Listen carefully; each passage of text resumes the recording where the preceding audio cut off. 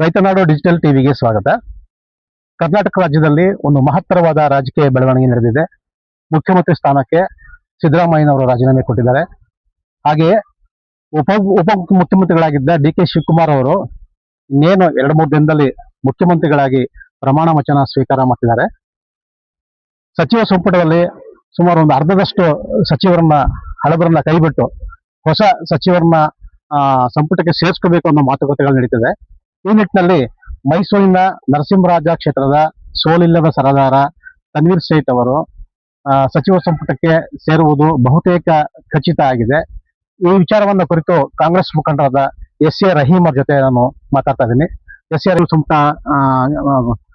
ವಿಸ್ತರಣೆ ಆಗುತ್ತೆ ಈಗ, ಅಂದ್ರೆ ಹೊಸ ಸಚಿವ ಸಂಪುಟದಲ್ಲಿ ಮಾನ್ಯ ತನ್ವೀರ್ ಸೇಠ್ ಅವರಿಗೆ ಸಚಿವ ಸ್ಥಾನ ಸಿಗುತ್ತಾ? ಖಂಡಿತ ಕೊಡ್ಬೇಕಿತ್ತು, 23ನೇ ಕೊಡ್ಬೇಕಿತ್ತು. ಅವರು ಅದೇನು ಅವರು ಅದೃಷ್ಟಕ್ಕಾಗಿಲ್ಲ. ಈ ಸತಿ 26ನಲ್ಲಿ ಖಂಡಿತ ಸಿಕ್ಕದೆ ಖಚಿತ ಆಗಿದೆ.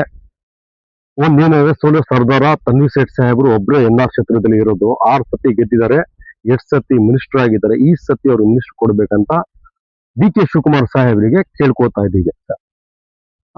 ಮೈಸೂರು ಜಿಲ್ಲಾ ಉಸ್ತುವಾರಿ ಸಚಿವರಾಗಿ ತನ್ವೀರ್ ಸೇಠ್ನ ನೋಡ್ಬೇಕು ಅಂತ ಬಹಳಷ್ಟು ಜನ ಕಾಂಗ್ರೆಸ್ ಅಭಿಮಾನಿಗಳು ಎನ್ಆರ್ ಕ್ಷೇತ್ರದಲ್ಲಿ ಕಾತರದಿಂದ ಕಾಯ್ತಿದ್ದಾರೆ. ಅವ್ರಿಗೆ ಮೈಸೂರು ಜಿಲ್ಲೆ ಉಸ್ತುವಾರಿ ಕೂಡ ಸಿಗುತ್ತಾ?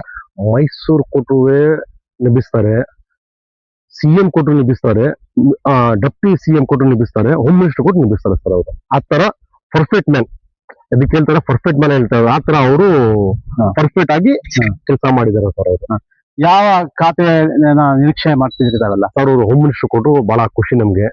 ಅಂತ ಲೀಡರ್ ತಿರ್ಗಾ ನಮ್ ಇಂಡಿಯಾಲೇ ಹುಡುಕರು ಸಿಕ್ಕಲ್ಲ ಆ ತರ ಲೀಡರ್. ಯಾಕಂದ್ರೆ ಅವ್ರ ಜೊತೆ 15 ವರ್ಷದಿಂದ ಕೆಲಸ ಮಾಡ್ತಾ ಇದ್ದೀನಿ. ಅಂತ ಲೀಡರ್ ಮೇಡಮ್ ಇಲ್ಲವೇ ಇಲ್ಲ ಸರ್ ಅಂತ ಲೀಡರ್. ಈಗ ಅಲ್ಪಸಂಖ್ಯಾತರಲ್ಲಿ most senior leader Tanveer Sait ಅವರು 6 ಬಾರಿ ಚುನಾವಣೆ ಗೆದ್ದಿದ್ದಾರೆ.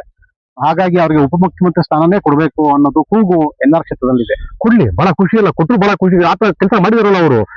ಎಜುಕೇಶನ್ ಮಿನಿಸ್ಟರ್ ಕೆಲಸ ಮಾಡಿದ್ದಾರೆ, ವರ್ಕ್ದಲ್ಲಿ ಕೆಲಸ ಮಾಡಿದ್ದಾರೆ, ಮಾಮೂಲಿ MLA ಆಗ್ಬಿಟ್ಟು ಕೆಲಸ ಮಾಡಿದಾರೆ ಅಂತ ಆತ ಲೀಡರ್ ಇದು ಕೇಳಿಲ್ಲ. ಮಿನಿಸ್ಟರ್ ಕೊಡಿ, ನನ್ಗೆ ಎತ್ ಕೊಡಿ ಅಂತ ಯಾವತ್ತೂ ಅವ್ರು ಕೇಳಿಲ್ಲ, ಕೇಳೋದಿಲ್ಲ.